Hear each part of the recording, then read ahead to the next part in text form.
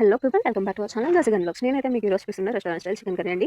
ముందుగా మనం స్టవ్ తీసుకొని ప్యాన్ పెట్టుకొని దాంట్లో 2 టేబుల్ స్పూన్లు ఆయిల్ వేసుకొని 4 పచ్చిమిర్చి కట్ చేసుకొని వేసుకోండి. తర్వాత నేను ఇక్కడ ఆనియన్ అయితే మాత్రం మిక్సీ పట్టి తీసుకున్నానండి. కచ్చా మిక్సీ పట్టి తీసుకుంటే సేమ్ మనకి రెస్టారెంట్ స్టైల్లో కర్రీలా వస్తుంది.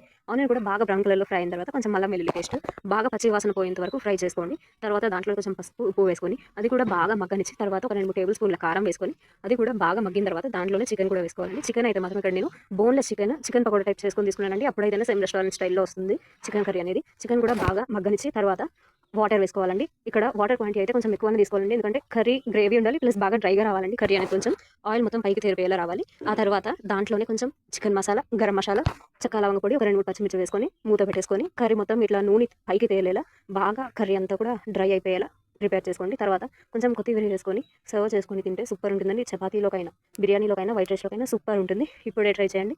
Enjoy it. Thank you for watching. Like, subscribe and share.